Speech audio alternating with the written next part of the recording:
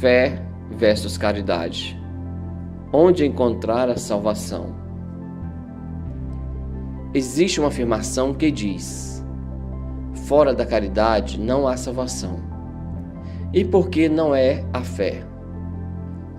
A prática da caridade é o exercício máximo do amor e da compaixão pelo próximo. Jesus disse que devemos amar a Deus acima de todas as coisas e ao próximo como a nós mesmos. E o que é esse amor? É somente um sentimento contemplativo ou uma atitude, uma ação prática?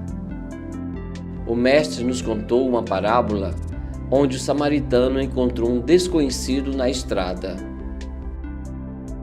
Este homem fora espancado por ladrões, mas o viajante cuidou dele e pagou todas as despesas. Quem foi que agiu com compaixão? Quem se propôs a ajudar e cuidar das feridas do seu próximo? E você, tem praticado a caridade e os ensinamentos de Cristo para alcançar a vida eterna?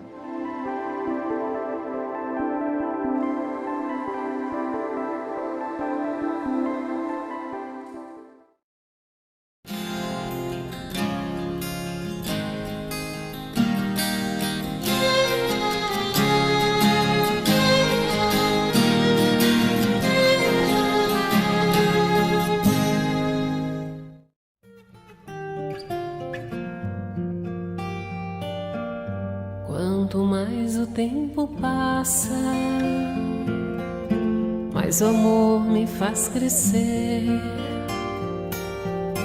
Esse jeito de viver aqui, aprendendo tanto, tanto assim, foi que fez com que eu chegasse perto de você com amor. Ó Jesus, amigo, sou feliz em estar aqui. Vamos juntos reviver. Foram tantos tempos por aí, caminhando sem destino, enfim. Sei que agora já podemos juntos reconstruir com amor nossas missões perdidas, com Cristo em nossos corações e a humildade a cultivar.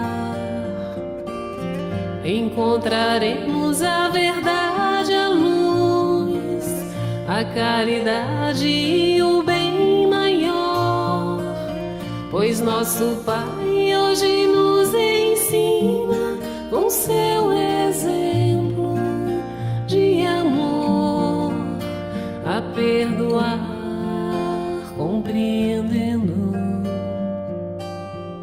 Pode tudo se acabar, pode tudo se perder, aconteça seja lá o que for. Cada dia que passar uniremos nossos pensamentos em favor do irmão que chora, do irmão que sofre, com o Evangelho a nos guiar.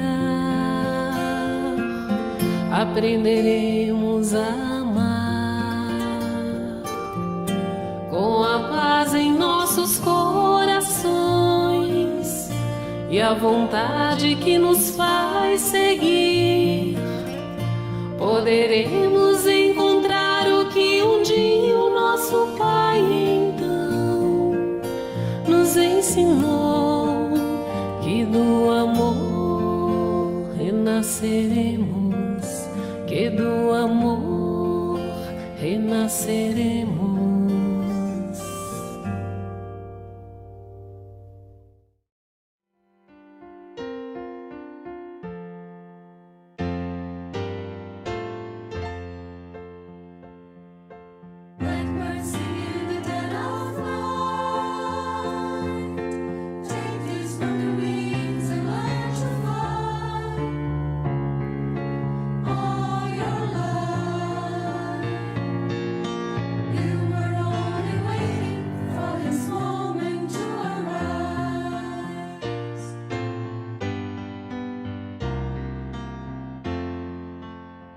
birds sing in the dead of night.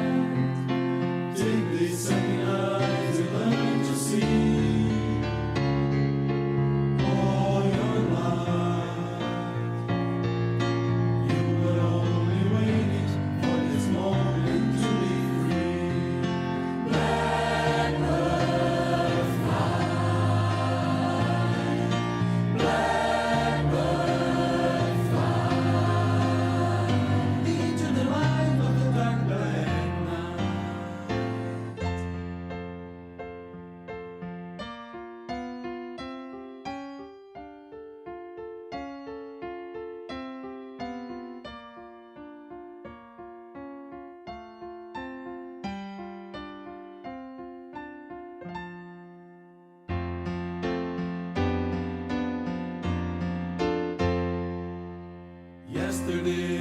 Yesterday, all my troubles seem so far away.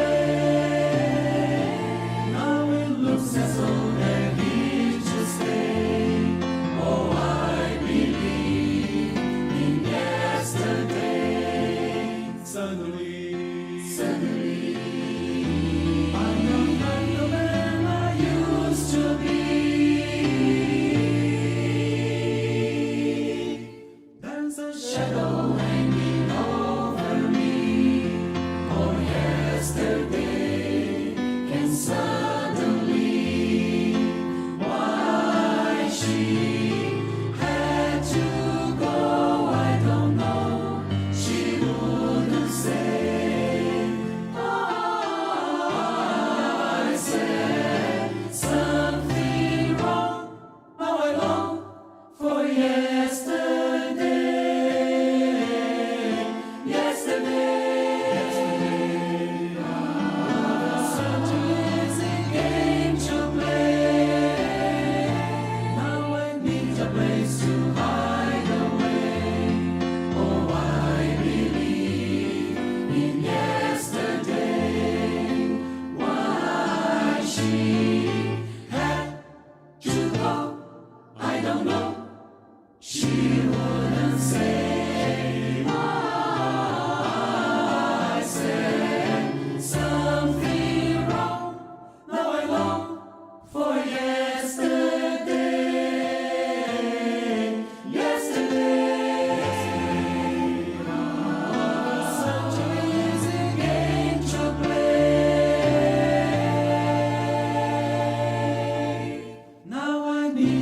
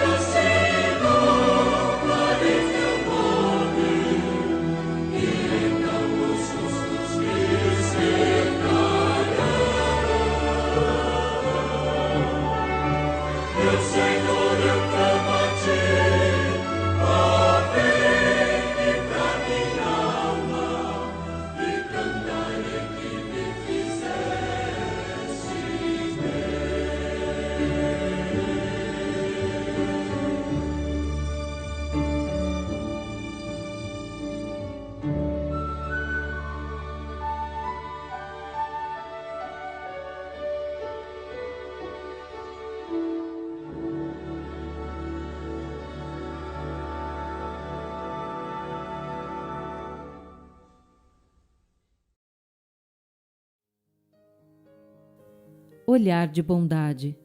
Ó Deus, quero olhar o mundo com bondade. Um olhar de bondade vê ignorância onde há crueldade, carência afetiva onde há revolta, necessidade onde há crítica, fragilidade onde há ciúme, desejo de afeto no arrogante, doença no que odeia e falta de paz no que oprime. Só o olhar de amor vê o sentimento escondido e me faz compreender as necessidades dos outros. É também o olhar amoroso que me salva das ondas do pessimismo, da crítica, da revolta, da frustração e me preserva do egoísmo, do materialismo e da influência do mal. Esse olhar fortifica-me na alegria e na paz, descortina-me horizontes de uma vida fecunda e me coloca a salvo da solidão e da tristeza. Reveste-me, pois, do teu olhar de bondade que vence o problema difícil, a crítica destrutiva e a maledicência e desperta a compreensão para com os outros. Obrigado, obrigado.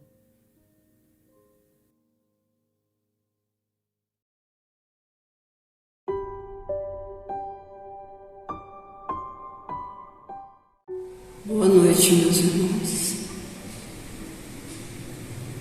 Vamos pedir as bênçãos do alto, a proteção divina sobre todos nós, na reunião dessa noite.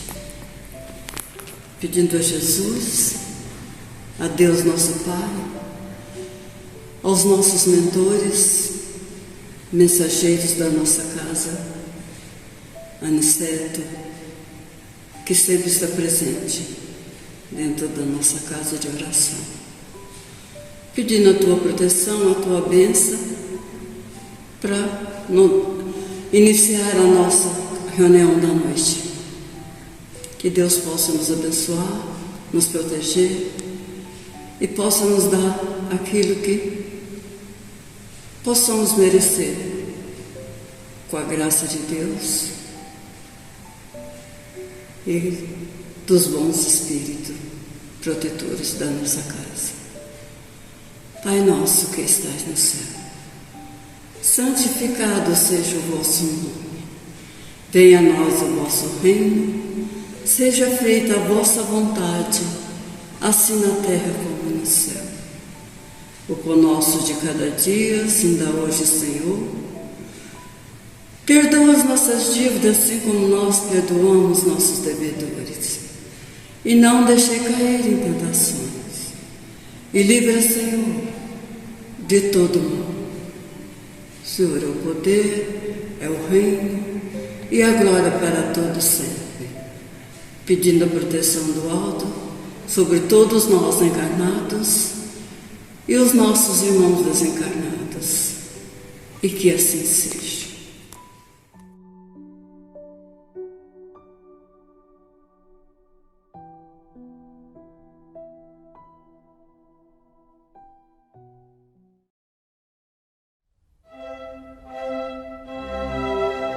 Estudando o Livro dos Espíritos com Allan Kardec.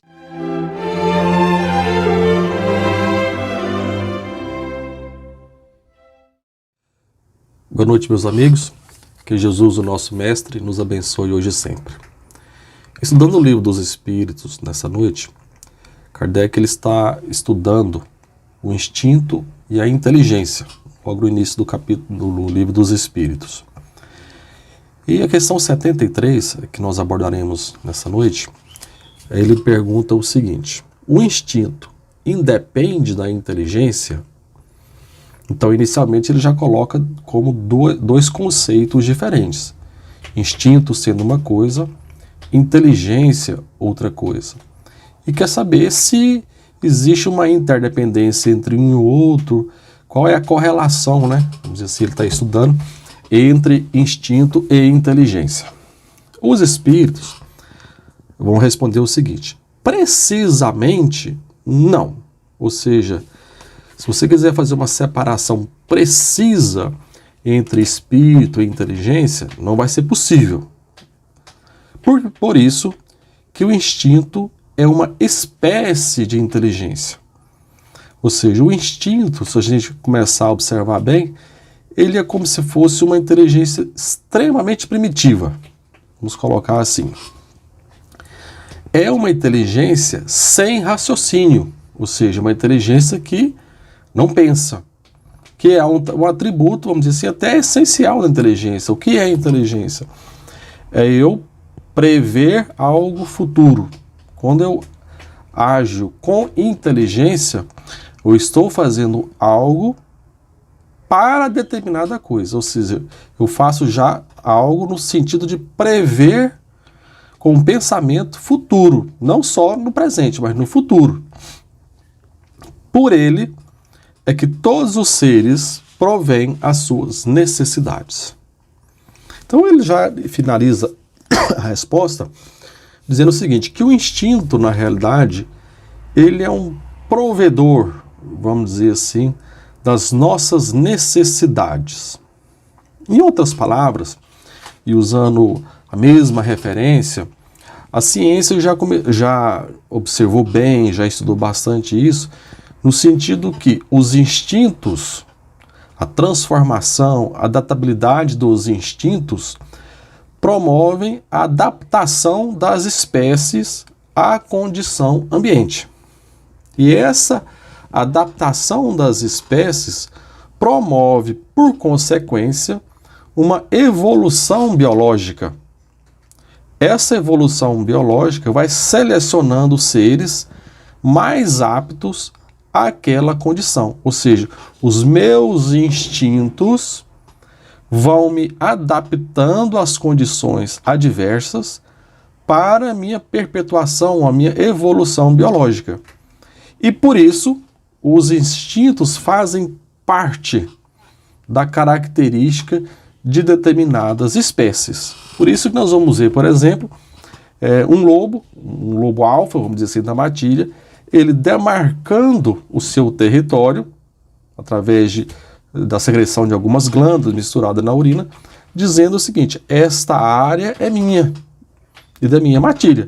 Ou seja, outros lobos não podem entrar ali no sentido de proteger a espécie. E fazendo isso, ele está promovendo a perpetuação daquele grupo ali. Então, o instinto está promovendo a necessidade daquele grupo de sobrevivência. Uma tartaruguinha, logo que ela nasce, vamos dizer, essa tartaruga mãe, né?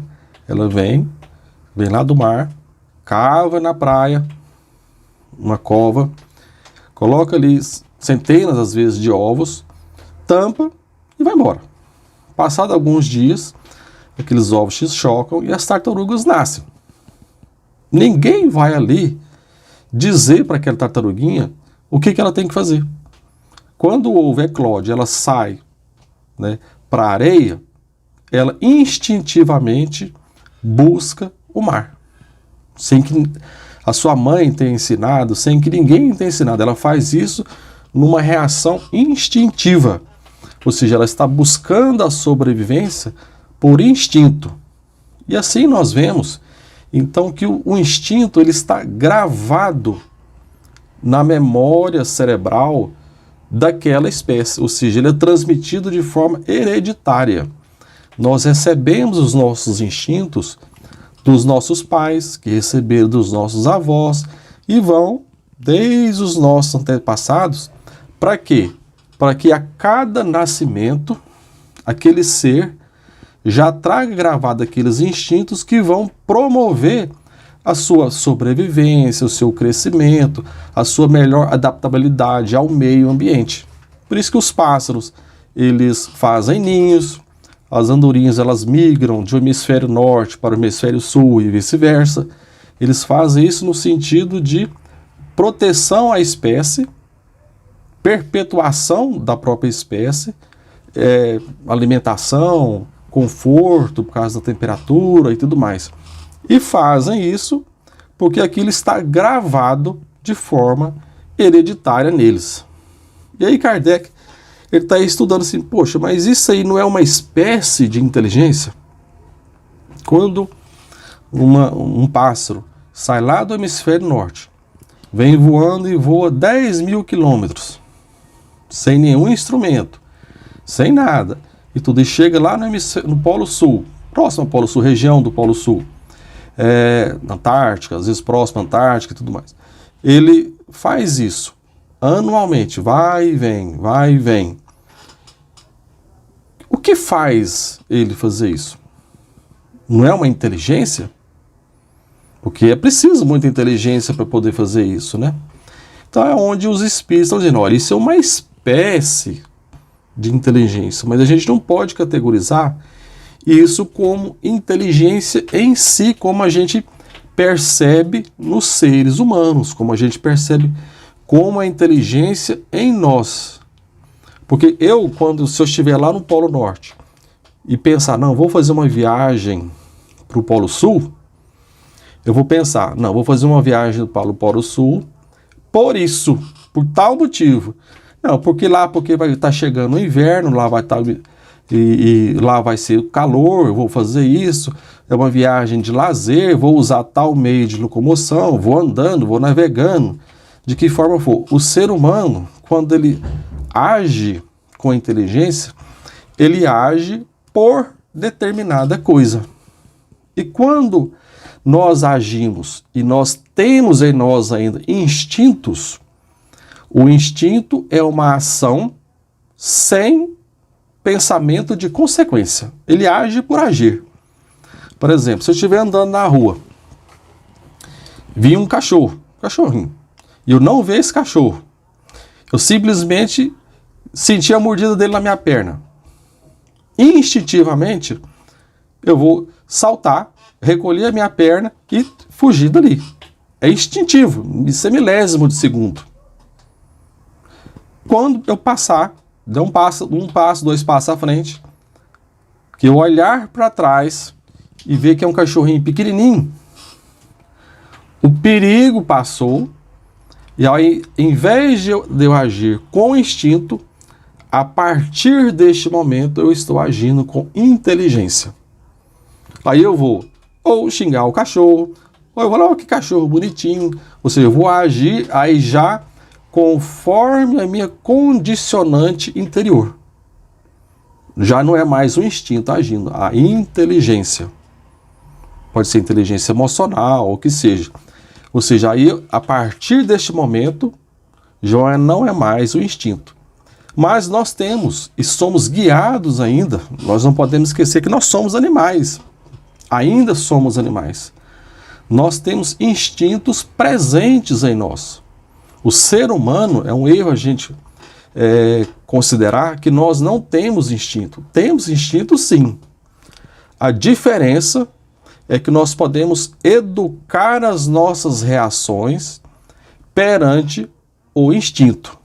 Por exemplo, todos nós temos o instinto de sobrevivência.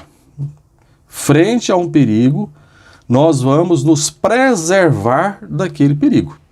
Isso é um instinto de várias espécies, inclusive da espécie humana. Então, se eu chego num lugar muito alto, não tem um guarda-corpo, não tem nada para me proteger, eu fico de longe para ver o que tem embaixo. Por quê? Instinto de... E se cair? Se cair, eu estou morto. Então, é o instinto de sobrevivência. a gente vê um animal, uma fera e tudo mais, a gente já tem um instinto de proteção. Assim como os animais também têm. Quando eles têm um predador, eles veem, sentem o cheiro, ouvem aquele predador, ele já se recolhe e fica preparado para a fuga. Assim, se a gente vê um cachorro grande, bravo, latindo para a gente já se arma preparando para a fuga. É um instinto de sobrevivência. Isso faz parte de nós. Tanto que nós, as várias emoções que nós temos, são oriundas dos instintos. Por exemplo, o medo que nós temos, todo ser humano tem medo. O medo é ainda de origem dos instintos. O instinto de sobrevivência agindo sobre nós. Todos nós, frente a um perigo, a nossa reação instintiva é uma ou outra. Ou fugir, ou enfrentar. Se a gente tem uma situação que a gente identifica como perigo, não, isso é perigo, isso põe minha vida em perigo, instintivamente, ou seja, em milésimo de segundo, a minha mente vai me dizer, fuja ou enfrente. Na fuga, ele vai preparar o meu corpo para a fuga. Por isso que a gente passa a acelerar o coração, todas as reações fisiológicas propícias a isso. E se for para enfrentar, a mesma coisa, ele vai me preparar, ou seja, para o enfrentamento. Então a gente tem uma situação de perigo, o que a gente sente? O corpo, a reação é orgânica. O corpo reagindo àquilo. E isso é tão profundamente gravado em nossa mente, está tão arraigado na nossa mente, que às vezes um desequilíbrio da nossa reação emocional diante desses instintos começam a provocar as enfermidades psicológicas. A pessoa tem as síndromes de pânico, síndromes de medo excessivo e por aí vai. Várias síndromes psicológicas que são oriundas lá das nossas reações instintivas, que tem lá no nosso instinto a sua raiz. Mas como que a gente poderia separar o instinto da inteligência? Que é o que Kardec, de certa forma, ele quer isso. É independente o instinto da inteligência. Isso já falando de nós, humanos, almas encarnadas. Como que nós conseguimos separar o instinto da inteligência? É muito difícil fazer essa separação. Porque existe um campo interpenetrável aí entre que inteligência e instinto estão se confundindo, às vezes, um com o outro. E por isso que até na própria evolução, na teoria da evolução das espécies, é muito difícil a gente definir onde começa o homem, onde deixa o homem como ser integral, espiritual e tudo mais, e não apenas animal. Onde nós deixamos de ser um ser absolutamente animal para ser um animal espiritualizado. Vamos colocar assim, alguém com mente, capacidade de raciocínio. Nós sabemos que a nossa espécie, o Homo sapiens sapiens, ele está derivado lá dos símios. Isso nós estamos falando de 1 bilhão e poucos anos atrás. Essa espécie, considerando como uma grande árvore, né? Vamos dizer assim, a evolução das espécies, um galho dessa árvore seriam então os símios. Vamos dizer assim, uma palavra muito simplória, os macacos, né? Por isso que se fala, o homem é derivado dos macacos. Tá, um galho desse galho, ele formou, por exemplo, os orangotangos. Esse galho continuou crescendo, soltou um outro galho, os chimpanzés. Ou seja, então nós estamos mais próximos dos chimpanzés que dos orangotangos. Soltou um outro galho, e aí o gênero Homo, que derivou vários homos. Depois, mais para frente, o Homo sapiens. E depois, finalmente, o Homo sapiens sapiens. Tá. onde nós deixamos de ser animal, puramente animais, e passamos a ter, além da componente animal, a componente espiritual. André Luiz, no livro Evolução em Dois Mundos, também aborda essa questão e vai dizer que também não é possível para nós determinarmos esse limite. Ou seja, não tem como condições a gente falar assim, ó, a partir da espécie tal, a partir do ano tal, quantos milhões anos atrás, 1 milhão de anos atrás, nós passamos a ser um homem encarnado. Não é possível dizer isso. Aponta a doutora Ivênia Padre também dizer o seguinte, olha, o Rubicão cerebral, ou seja, a linha divisória cerebral, não é possível de ser determinada. Rubicão seria uma espécie, vamos dizer assim, de linha precisa. Na verdade, vem lá de Roma Antiga, do rio Rubicão, mas sim, no conceito é um limite preciso entre uma etapa e outra. Então não é possível, nós não sabemos, não temos essa condição de saber exatamente quando deixamos de ser absolutamente animais, unicamente animais, para sermos um animal espiritualizado, com espírito. O que nós podemos saber é que há alguns marcadores disso, que a ciência tenta colocar assim, ó, a partir desse momento, a partir dessa época, é uma época que a gente pode identificar como marcadores. Por exemplo, a partir do momento que a gente começa a estabelecer uma linguagem. Os animais têm linguagem? Sim, de certa forma. Eles emitem alertas e tudo mais.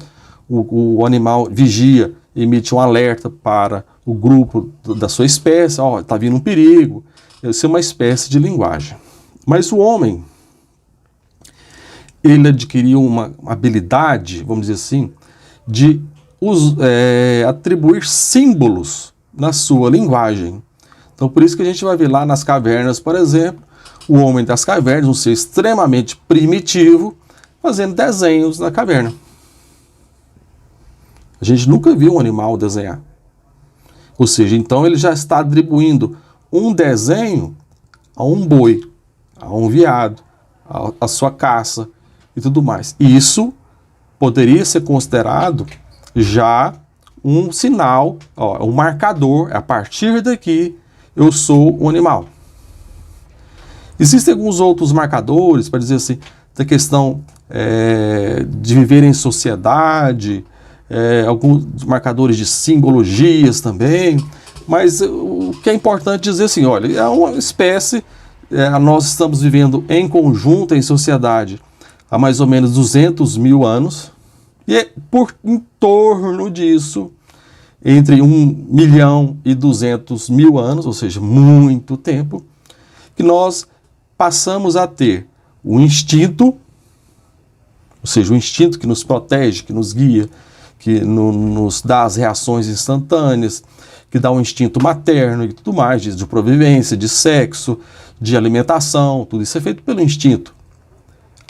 E também, agregado a isso, nós temos o grande diferencial dos outros animais, que é a inteligência no seu sentido cognitivo e emocional. Ou seja, cognitivo no sentido que eu tenho uma construção de pensamento, ou seja, o homem lá atrás, nas cavernas, ele pegou 2 pedras, ficou batendo uma contra a outra, até sair uma faísca com fogo. Ele aprendeu isso e passou a fazer, vou pegar uma pedra, bater contra a outra, para fazer fogo, não como obra do acaso. Ou seja, então ele faz pensando na consequência. E também a inteligência emocional no sentido que ele passa a ter, por exemplo, emoções, sentimentos, medo, alegria, tristeza, saudade. Por exemplo, a gente lá atrás, nas civilizações de 50, 70 mil anos atrás, a gente vai encontrar os primeiros túmulos. Ou seja, então aquele ser aquele homem estava vivendo ali, apesar de muito primitivo, ele viu que um companheiro seu morreu. Ele fez o quê? Uma cerimônia religiosa. Pegou o corpo, cavou, guardou aquele corpo ali dentro da cova, tampou e às vezes colocou algum adereço e tudo mais. Ou seja, ele construiu uma imagem mental. Isso é a construção, vamos dizer assim, do pensamento, da inteligência dentro de nós. E é isso que Kardec está estudando nessa pergunta do Livro dos Espíritos. Que Jesus nos abençoe. Muito obrigado. Acompanhe agora mais um tema doutrinário do Evangelho de Jesus.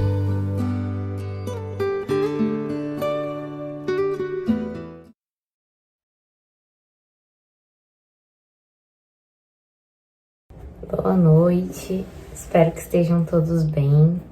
Eu sou a Daniela Arantes. É com muita alegria que nos reunimos aqui mais uma vez no canal do Grupo da Fraternidade Espírita Irmão Aniceto, para que possamos aprender mais juntos, né? Que a paz do nosso amado Mestre Jesus nos envolva e que os nossos corações se abram para recebermos os seus ensinamentos. Agora nós vamos dar continuidade ao estudo do Evangelho segundo o Espiritismo. Nós estamos no capítulo 11, Amar o Próximo como a Si Mesmo. Vamos tratar só dos primeiros 4 itens, que abordam o mandamento maior, fazermos aos outros o que queiramos que os outros nos façam, parábola dos credores e devedores. Bom, o primeiro item diz assim: os fariseus, tendo sabido que ele tapara a boca aos saduceus, reuniram-se. E um deles, que era o doutor da lei, para o tentar, propôs-lhe esta questão: Mestre, qual o mandamento maior da lei? Jesus lhe respondeu: Amarás Senhor teu Deus de todo o teu coração, de toda a tua alma e de todo o teu espírito. Este, o maior e o primeiro mandamento. E aqui tens o segundo, semelhante a este: amarás o teu próximo como a ti mesmo. Toda a lei e os profetas se acham contidos nesses 2 mandamentos. Mateus 22, 34 a 40. Bom, então esse item ele trata do mandamento maior. Qual seria então o mandamento maior? O amor. Os fariseus e os saduceus, eles são judeus. E no judaísmo existem cerca de 613 mandamentos que constam na Torá, que são os 5 livros de Moisés. E então aqui o doutor da lei, que seria então um fariseu que sabe, tem conhecimento, né, de todos esses mandamentos, ele pergunta a Jesus, que também tem esse conhecimento, né, dos mandamentos, qual deles seria então o maior, o mais importante, né? E Jesus, bem direto, responde: amarás o teu Senhor Deus de todo o teu coração, de toda a tua alma e de todo o teu espírito. Este é o maior e primeiro mandamento. Então aqui ele traz um Deus de amor, um Deus que deve ser amado. E esse Deus é um Deus muito diferente do Deus que eles tinham naquela época, né? Do Deus que eles conheciam e acreditavam. Que para eles era um Deus temido, né? Um Deus olho por olho, dente por dente. Um Deus que julga, um Deus que pune.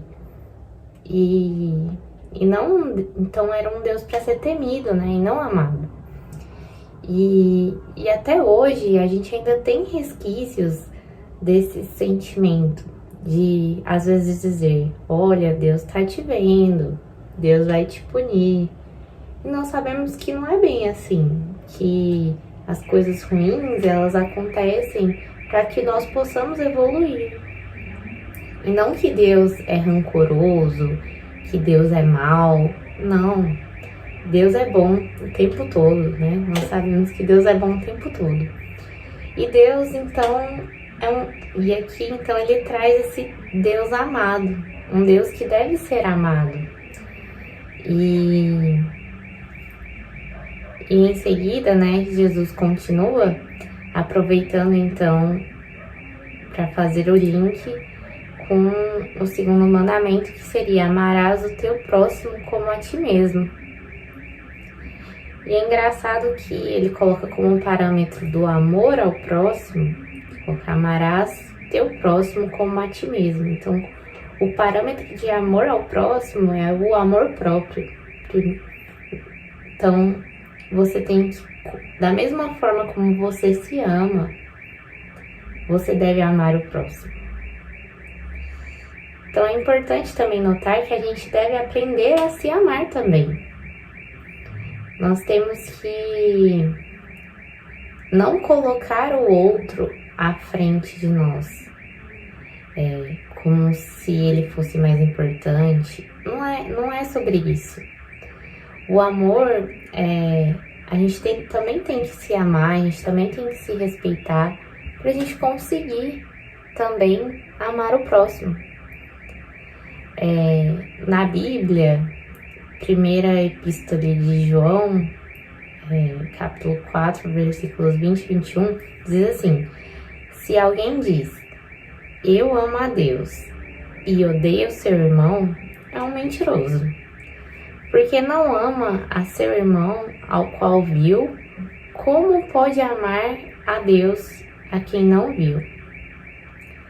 E dele temos este mandamento, que quem ama a Deus também ame a seu irmão. Então, aqui, essa passagem, ela também é complementar, né, ao item do evangelho que estamos comentando, que é como se, então, nós tivéssemos um amor próprio e, englobado por esse amor próprio, tivesse o amor ao próximo. E englobando, então, o amor ao próximo, nós tivéssemos o amor a Deus. Então, se amamos a Deus, nós amamos a nós mesmos, nós amamos ao nosso próximo e também amamos a Deus. Então, o amor a Deus, ele é acima de tudo. Ele já engloba essas outras formas de amor, digamos assim. Então é importante a gente também saber se amar, é importante a gente amar o próximo, e o mais importante de tudo, nós devemos amar a Deus. Bom, o segundo item aqui diz: fazei aos homens tudo que queirás que eles vos façam, pois é nisto que consistem a lei e os profetas. Mateus 7:12. Tratai todos os homens como querereis que eles vos tratassem. Lucas 6:31. Então, esse item, ele já traz a questão da empatia, de fazer ao outro o que a gente quer para nós mesmos, né? Que a gente trate o homem como a gente gostaria que fosse tratado. Então, essa questão de se colocar no lugar da outra pessoa, isso faz parte, né, engloba o que a gente estava falando antes, do amor. Porque como que a gente ama o outro, como que a gente respeita o outro. E isso perpassa, então, por se colocar também no lugar do outro. Tentar entender suas dores, entender as coisas que eles estão passando, que o seu próximo está passando. E outra coisa, assim, muito interessante é pensar quem é o nosso próximo.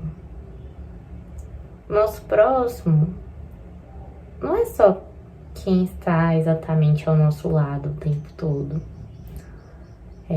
Às vezes, o nosso próximo é uma pessoa que a gente passa por ela várias vezes e nem se percebe que aquela pessoa tá precisando de algo, que aquela pessoa tá passando por algum momento difícil. Então, o nosso próximo, a gente tem que se atentar também para quem é o nosso próximo, né? Às vezes, claro que o nosso próximo também é a pessoa que amamos, a pessoa que está aqui ao nosso lado o tempo todo. Às vezes a pessoa que está longe de nós, mas que nós temos um carinho enorme. Então, o nosso próximo, ele nem sempre também tá precisando da gente, né? Eu acho que é importante a gente notar o próximo, notar as necessidades do próximo, saber respeitar o próximo, independente de quem é o nosso próximo, né? Acho que todos são os nossos próximos. Então, é isso.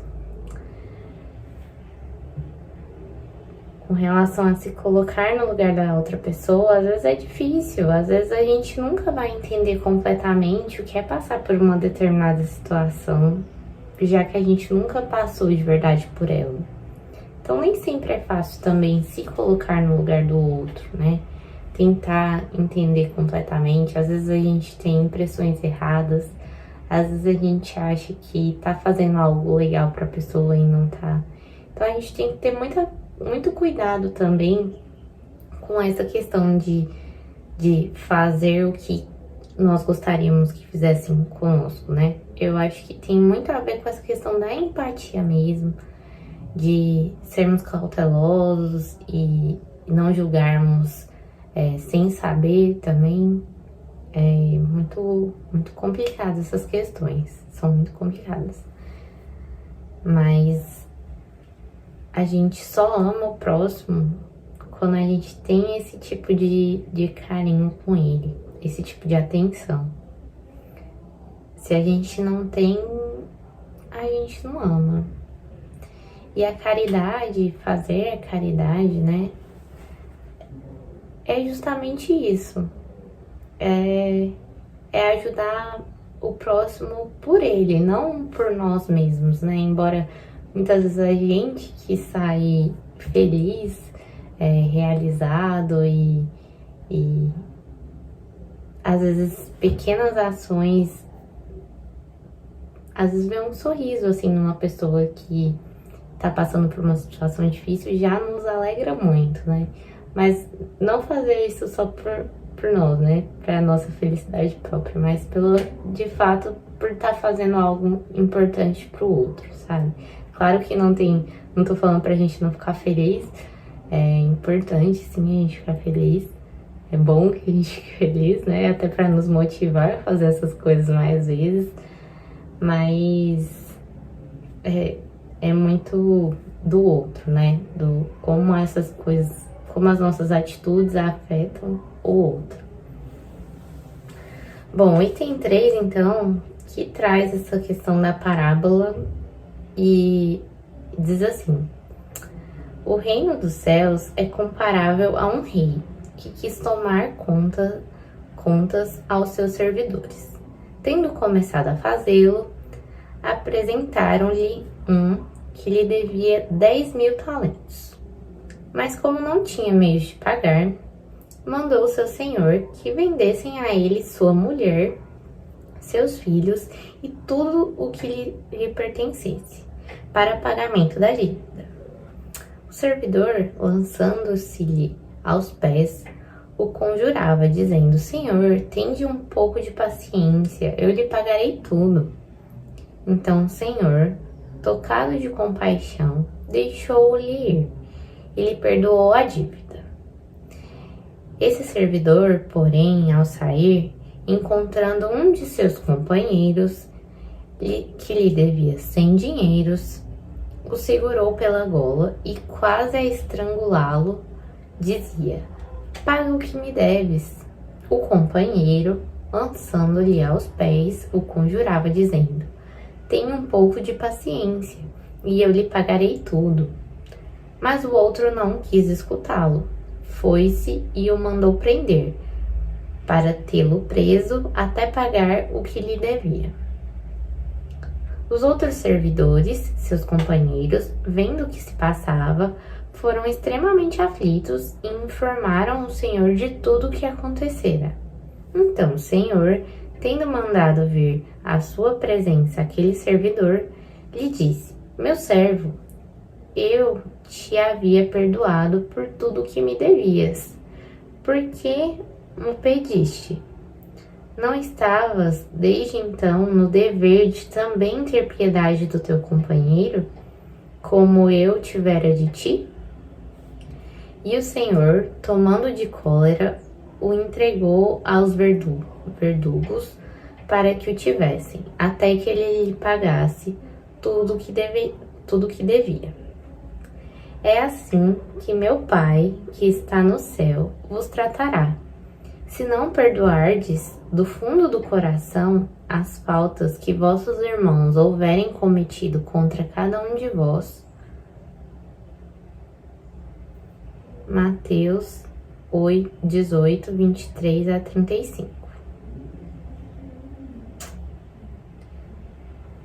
Só para eu entender aqui esse final de novo, é assim que meu Pai, que está no céu, vos tratará, se não perdoardes do fundo do coração as faltas que vossos irmãos houveram cometido contra cada um de vós.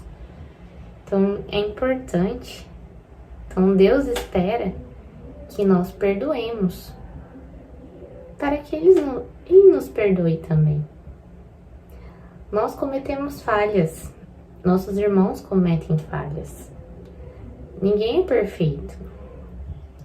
Então, da mesma forma como nós esperamos que Deus nos perdoe pelos nossos erros, nós também temos que saber perdoar o próximo, os nossos irmãos. Às vezes é difícil, às vezes a gente fica machucado, mas a gente tem que saber perdoar. A gente tem que ser melhor, né? Saber que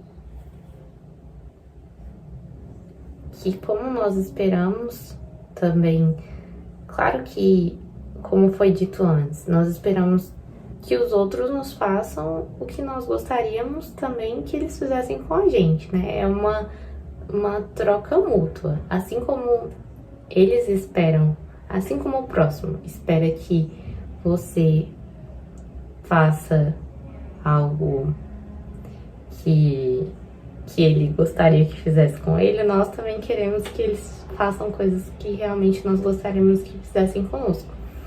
Então, nessa expectativa, né, de tratamento igualitário, né, nós acabamos, às vezes, nos decepcionando, porque pode acontecer situações que o outro nos desagrade, é comum isso. Só que nós temos que saber perdoar essas ações que nos machucam, que não são bacanas, né? E como a parábola colocou aqui, não faz sentido, né? Claro que nessa situação ele estava endividado, sentiu-se cobrado por uma dívida e foi então atrás de quem lhe devia também. Mas ele por ter passado por aquela situação recentemente, teria também que ter uma certa prudência, né? De se o rei me perdoou, por que eu não vou perdoar, né? Não faz sentido. Então, se Deus nos perdoa, por que eu não vou perdoar. Você acha que Deus não vai perdoar o seu irmão por ter feito algo ruim? E você que vai não perdoar, não faz muito sentido, né? Então, para manter a coerência aqui das coisas, é importante que a gente saiba perdoar. E o perdão, e junto aqui nesse contexto, o perdão também vem como uma forma de amar, né? Quando a gente ama, a gente perdoa. Quando a gente ama, a gente tenta entender, assim, mesmo que às vezes nos machuque. Eu acho que tem aquela questão, né, que a pessoa que mais pode te machucar é a pessoa que você mais ama. E justamente é a pessoa que geralmente a gente mais perdoa. Porque a gente tenta entender aquela pessoa, a gente tenta se colocar no lugar dela e o perdão faz parte do amar, né? Perdoar. E agora o último item 4, é meio que já para sintetizar tudo aqui, diz assim: amar o próximo como a si mesmo, fazer pelos outros o que queríamos que os outros fizessem por nós, é a expressão mais completa da caridade, porque resume todos os deveres do homem para com o próximo. Não podemos encontrar guia mais seguro a tal respeito que tomar por padrão do que devemos fazer aos outros aquilo que para nós desejamos.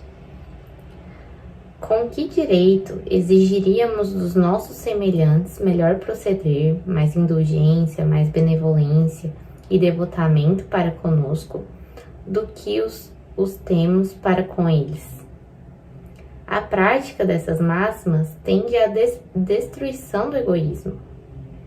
Quando as adotarem para a regra de conduta e para a base de suas instituições, os homens compreenderão a verdadeira fraternidade e farão que entre eles reinem a paz e a justiça. Não haverá ódios nem dissensões, mas tão somente união, concórdia e benevolência mútua. Esse item aqui, ele sintetiza tudo, né? Ele sintetiza que o amor, amar ao próximo como a si mesmo, é a máxima da caridade, né? O se colocar no lugar do outro. Sem isso, a gente não consegue progredir. E quando a gente coloca isso como a base, né, para as nossas relações, a base para as nossas instituições, então passa a não haver mais ódio, não haver mais discórdia, porque você tenta entender o outro. Eu sei que nem sempre é possível, né? Nem sempre a gente consegue plenamente se colocar no lugar do outro.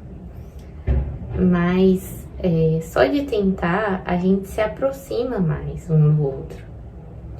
E essa aproximação é importante, né? É importante a gente ter essa empatia. E isso gera, né, união, gera concórdia, benevolência. Ó, tá escrito aqui. A gente pensa agora, né? Estamos vivendo um cenário muito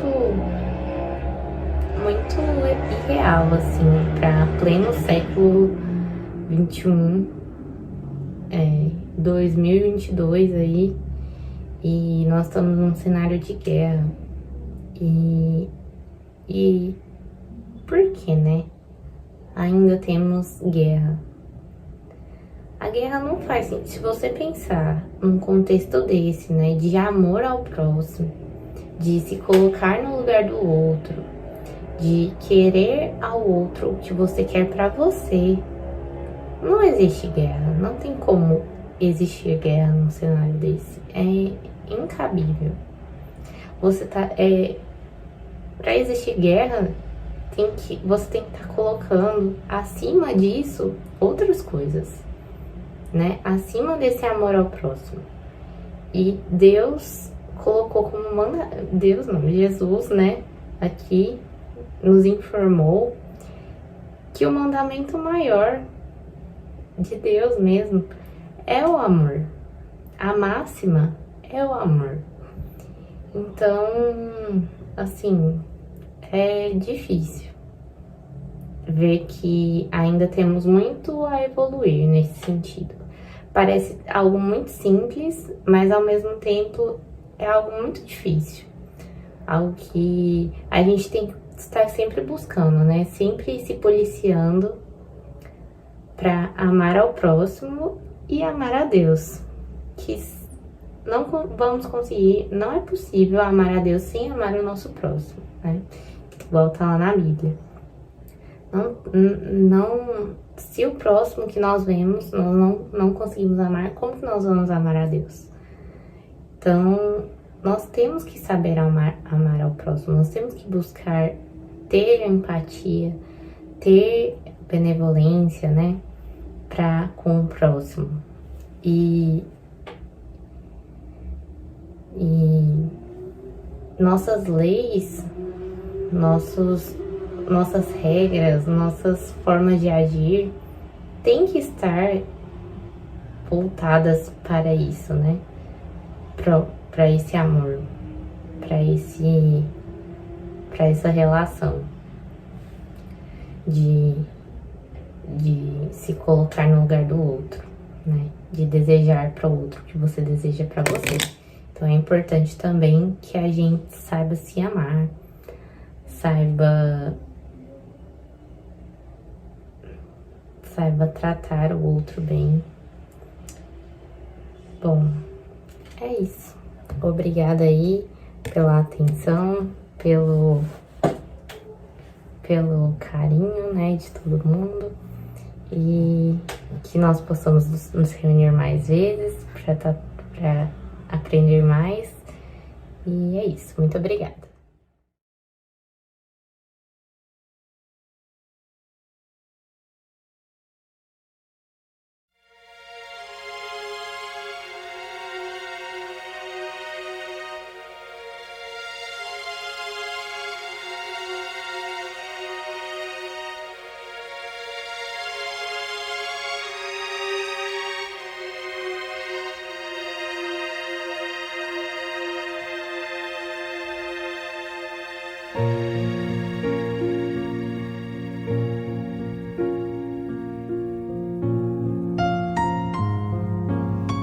Queridos irmãos em Cristo, nesse momento de suave meditação, pedimos a presença de espíritos amigos para esse passe. Senhor de infinito poder e bondade, ajudai-nos a retirar da nossa mente todos os pensamentos negativos que se encontram alojados em nossa alma, fruto da nossa condição de ser imperfeito. Que ideias de vingança, pensamentos inferiores e egoístas sejam afastados da nossa mente. Que os desequilíbrios emocionais, a ansiedade, impaciência e estresse sejam corrigidos, visando uma nova harmonia do nosso ser. Que todas as doenças alojadas em nosso corpo tenham seu mecanismo de enfermidade interrompido no nosso sistema de defesa orgânico e inicie a revitalização da nossa saúde.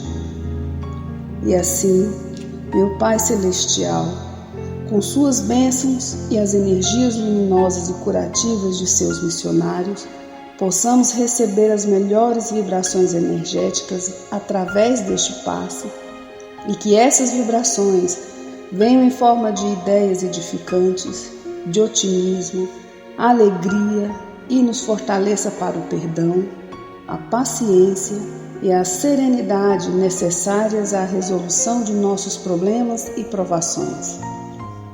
Peço, Senhor, que nos ensine a viver um dia de cada vez, que nos oriente a superar os traumas do passado e guardar apenas as lições valiosas, tanto de experiências felizes como as dolorosas. Também, Senhor, permita o cuidado necessário para controlarmos o medo diante do futuro que ainda está fora do nosso alcance. Que possamos aproveitar a beleza e o sabor dessa existência em cada momento sagrado que o Senhor nos permite viver, com sabedoria, discernimento e entusiasmo pela vida. Que nessa jornada terrena possamos aprender a nos elevar espiritualmente um pouco a cada dia, sempre seguindo os conselhos do Cristo. E que o espírito de fraternidade, o amor de Deus ao próximo e a nós mesmos sejam a base do nosso comportamento e a prática da caridade e do perdão a nossa conduta diária. E dessa forma possamos ser merecedores das suas bênçãos, nos fortalecendo e curando nossas enfermidades por sua intercessão misericordiosa. Em nome de Jesus, agradecemos por tudo que recebemos até o dia de hoje, rogando mais uma vez a tua proteção, o teu amor e a tua paz.